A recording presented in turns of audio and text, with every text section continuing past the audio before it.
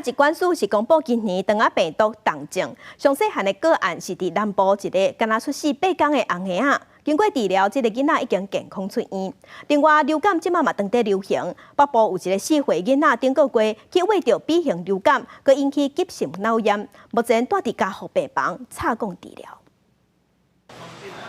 秋冬转凉冷，流感病毒持续在传染。疾管署公布，顶礼拜加4例流感死亡病例，拢是带慢性病60岁以上的做伙人。另外加15例并发重症。要注意的是，内底上少的是北部4岁查甫囡仔，先天有带镜头。伫10月中旬，医生确定感染 B 型流感，毋能救菌，烧到40度，佮并发急性坏死性脑炎。即马伫加护病房插管治疗。如果是出现这种急性坏死性脑炎的话，因为它这个病程变化的快速，而且这个严重度也比较高，所以如果发生这样的情形的话，以往的研究是致死率的话可以高达30%到40%。另外，肠仔病毒嘛要注意，顶礼拜增加一个克萨奇 A6型肠仔病毒并发重症。个案是南部出世8天的查某婴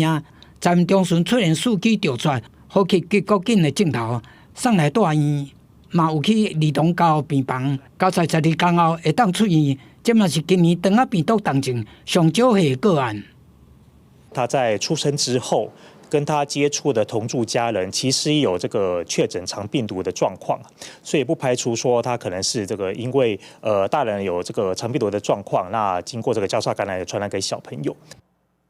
疾管署讲，肠仔病毒高峰期虽然是4月到10月，不过台湾一年四季拢有感染的风险，尤其大人感染后镜头无明显，会无注意。若是呼吸道有问题，就唔通接触婴仔；也若是流感搁咧流行期，因应往年活动多，提醒符合公费资格民众赶紧去种流感疫苗。记者综合报道。